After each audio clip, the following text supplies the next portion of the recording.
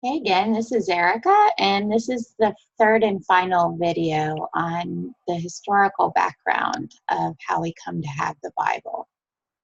And this one is about dissemination and the process of Bibles becoming available in English to ordinary people at the time of the early Quakers. So I'm going to share my screen with you again.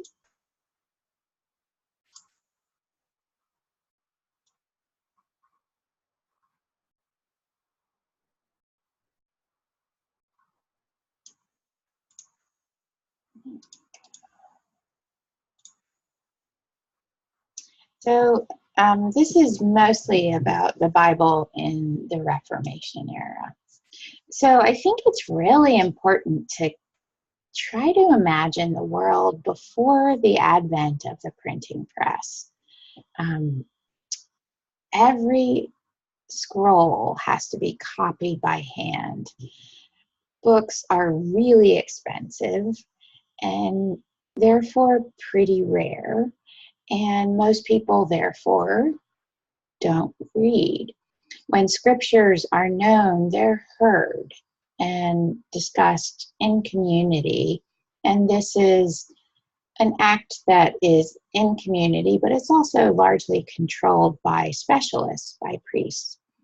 It's not a private devotional activity, and the Protestant Reformation really is going to change the way that scripture is experienced. So it's also, furthermore, in Europe, read in Latin and during Latin masses.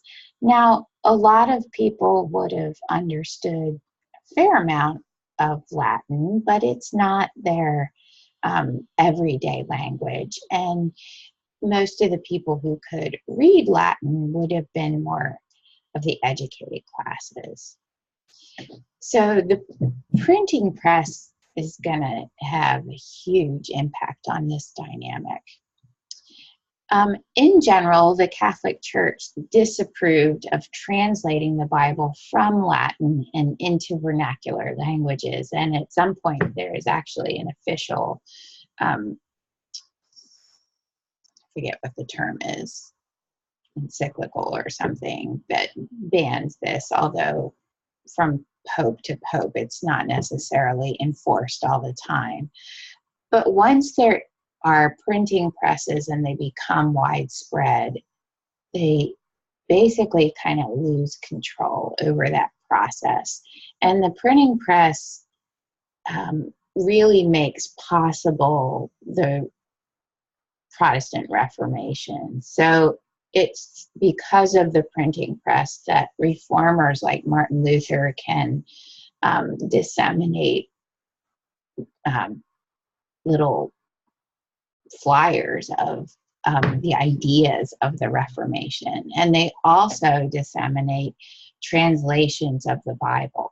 And the Bible was a really important part of, for Martin Luther, what he believed was central. He sort of preached this sola scriptura, only scripture should be the sort of foundation, not church tradition, of what Christians practice.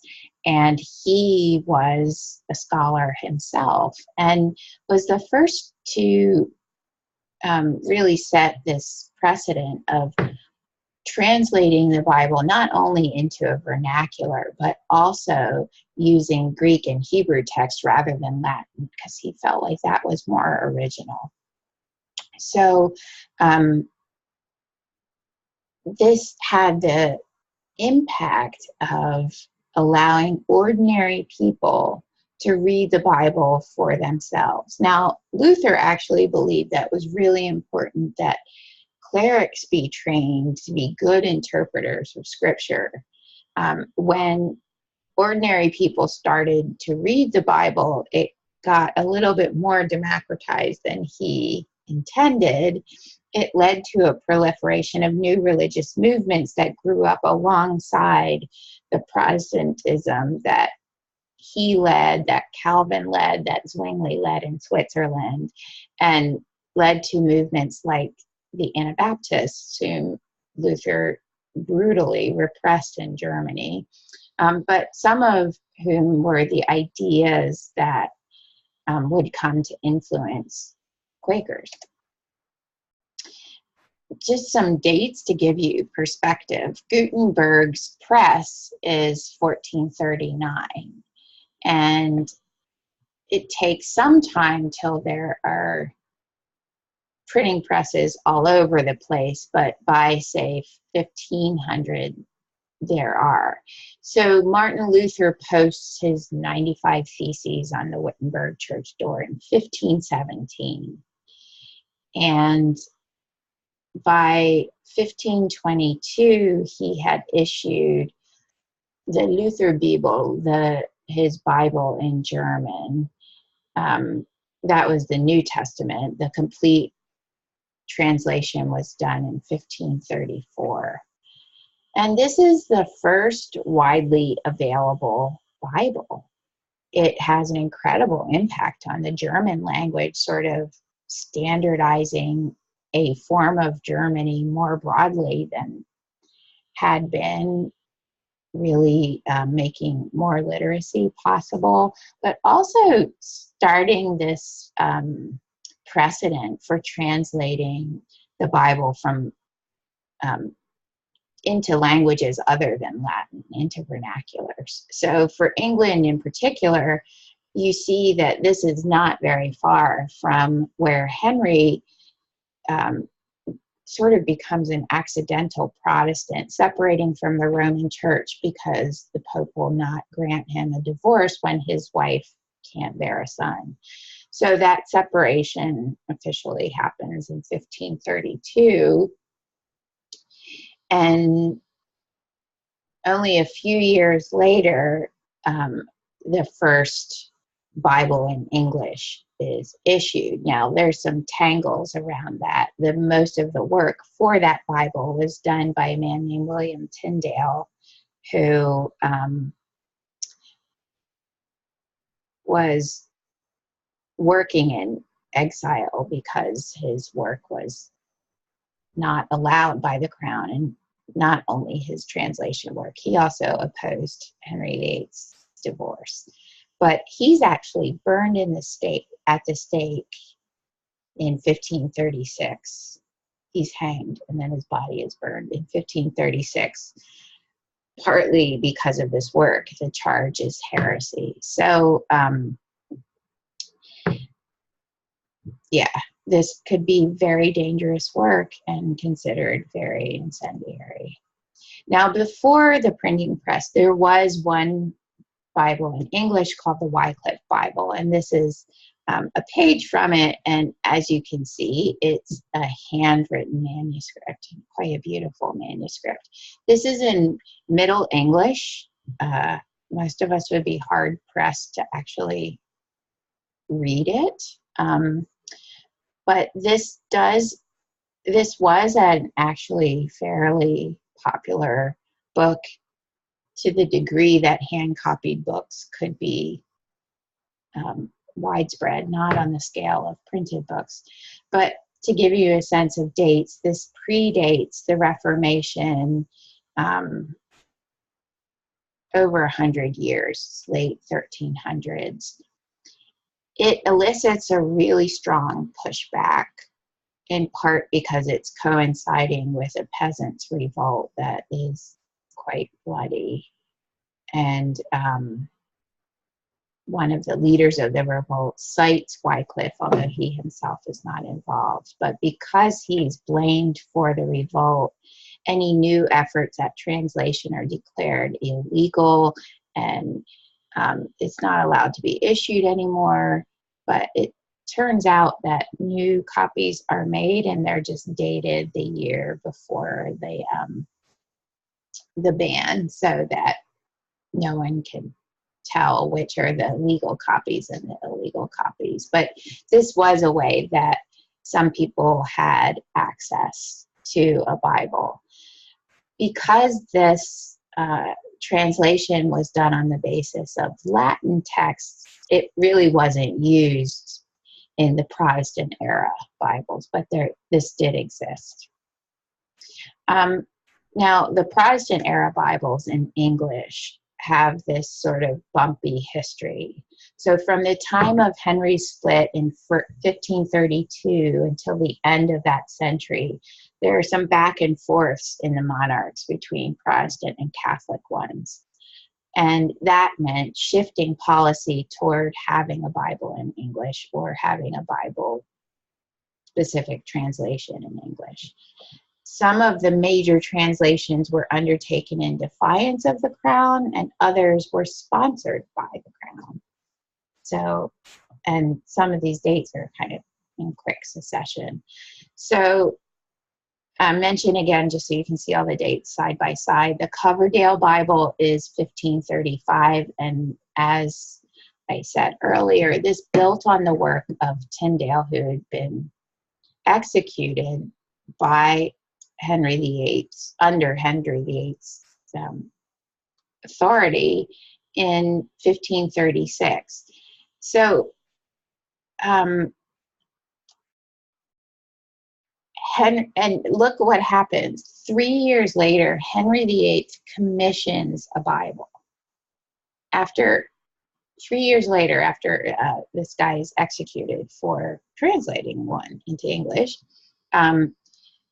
Henry VIII has a commission done. It's actually overseen by Coverdale, who had taken the Tyndale Bible and added what Tyndale had not finished. And mostly what they do, they're still using most of Tyndale's work because he had been working from Hebrew and Greek, which Coverdale didn't know. And they just removed a couple of objectionable passages that Tyndale had included, probably having to do with kings. So that's issued only 3 years after Tyndale is killed. Elizabeth I also undertakes an effort to issue an official Bible. It's called the Bishop's Bible. That is in 1568. Now, in the interim, there's something called the Geneva Bible, which is translated by dissidents during the reign of the Catholic Queen Mary I. They had fled to Switzerland, translated this Bible, actually finished in 1560, but it's not available in England until 1575 as a New Testament and 1576 as a full Bible. One of the things that's significant about this Bible is that it is issued in quarter size. So if you can imagine, the Great Bible was truly a huge book. It was meant for having a copy in a church. This would not be something that you would carry around. And apparently the prose was kind of stodgy or not very easy to speak. So when the Geneva Bible came on the scene, it had a much more engaging style, and it was printed in this quarter size that people could actually put in their pockets and carry around. So this really became a quite popular book.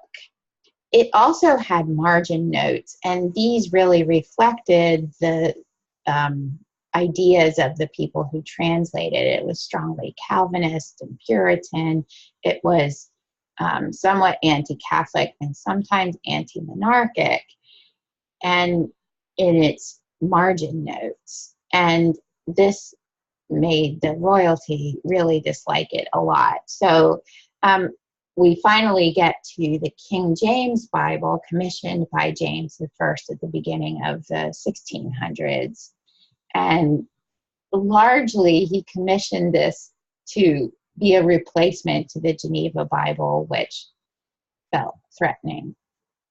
So he follows the reformers in having his translators work from Greek and Hebrew texts rather than Latin texts. And so this really then does become a sort of widely referred to Bible, and it's completed in 1612.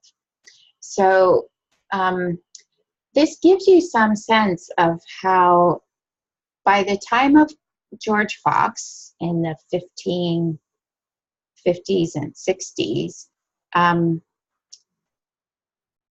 1650s, the Bible as a book in English had not been uncontroversially available for all that long. And we're still in that period where a lot of the ways that people interpret it individually, and that gets worked out as religious movements due to different people having different interpretations, that whole phenomenon is still unfolding. And I think that's some of what we see when not only does George Fox have his revelation, but there are all these other people who have also been seeking, and partly because they've been able to read a Bible for themselves and have their ideas about it that are different from what is being preached in church, in official churches. So I hope that's a helpful bit of background, that it's been interesting to you. Thanks so much for listening. Bye-bye.